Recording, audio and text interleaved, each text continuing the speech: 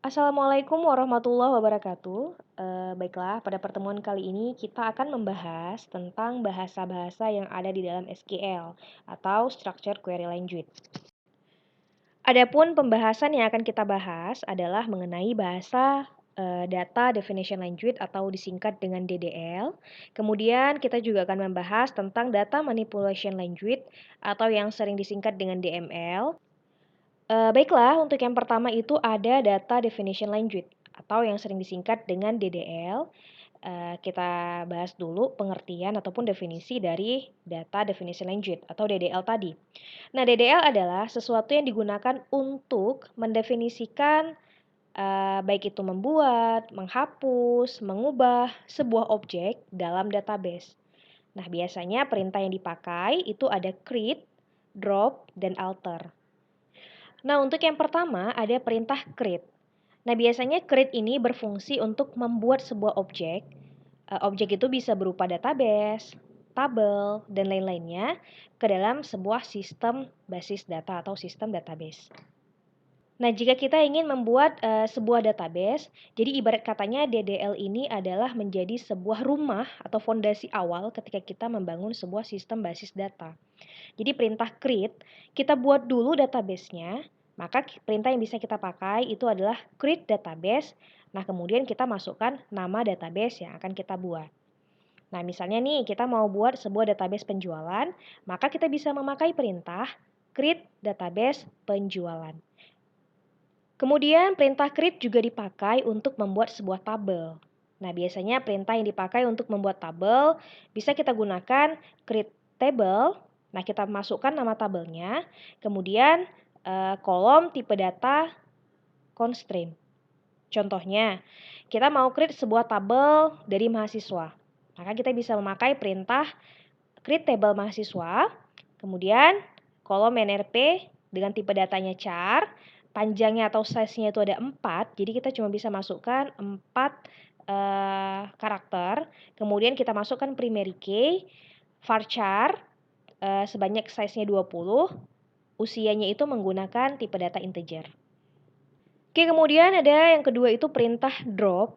Nah, biasanya perintah drop ini berfungsi atau dipakai untuk menghapus sebuah objek dalam sebuah database. Nah, misalnya nih kita mau menghapus sebuah database yang sudah kita buat. Nah, perintah yang bisa kita pakai menggunakan drop database. Nah, seandainya tadi kita sudah create sebuah database penjualan, kita nggak mau pakai lagi nih. Nah, kita bisa menghapus database tersebut dengan menggunakan perintah drop database penjualan. Nah, seandainya kita juga nggak mau pakai dari tabel mahasiswa yang sudah kita buat di atas, nah kita juga bisa memakai perintah drop table mahasiswa. Maka secara otomatis database dan table akan terhapus. Kemudian yang ketiga ada perintah alter. Nah, alter ini berfungsi untuk merubah sebuah objek dalam sebuah database. Nah, jika seandainya kita ingin mengubah sesuatu database yang sudah kita buat, ataupun tabel yang sudah kita buat, kita bisa memakai perintah dari alter. Nah, contohnya nih, kita udah buat tabel mahasiswa tadi, kebetulan ada yang ingin kita rubah. Maka kita bisa memakai perintah alter table mahasiswa. Kita add terlebih dahulu nama dari fieldnya, kemudian masukkan tipe data dan size-nya. Jadi contohnya, misalnya alter tabel mahasiswa, kemudian kita juga mau menghapus kolom tersebut, maka kita bisa lakukan secara otomatis.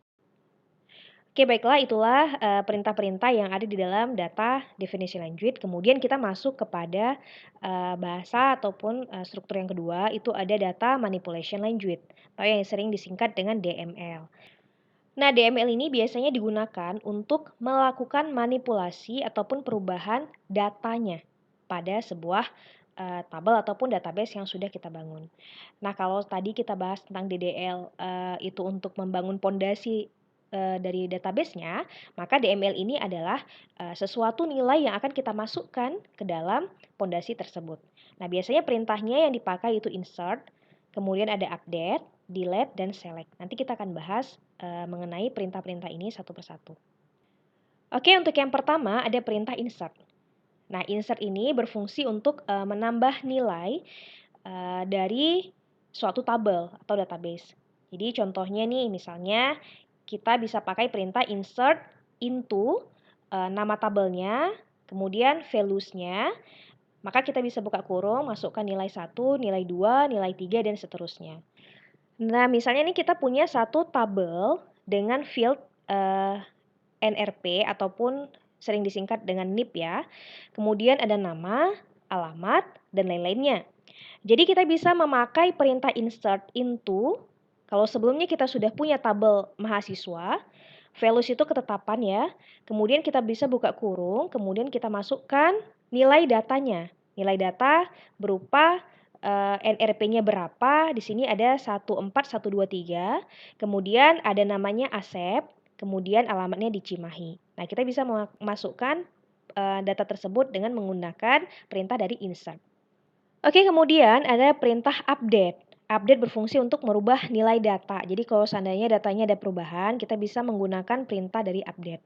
Nah, itu rumusnya ada update, kemudian nama tabel, pakai set, kemudian nama field, dan kemudian diubah dengan nilai yang akan kita ganti.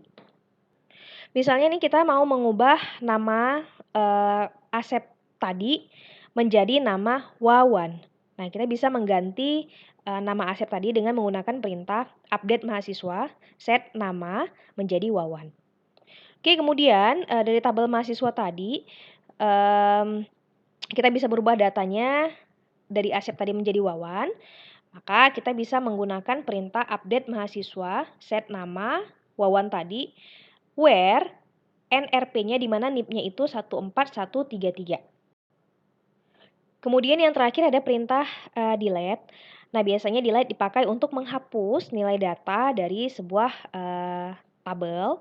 Nah, misalnya nih tabel mahasiswa mau kita delete semuanya, kita nggak mau pakai lagi, bisa kita menggunakan perintah delete from mahasiswa. Oke, mungkin sekian pembahasan dari pertemuan kita kali ini. Nah, nanti jika ada memang pertanyaan ataupun yang kurang jelas, bisa menghubungi melalui email dan bertanya lebih spesifik. Terima kasih.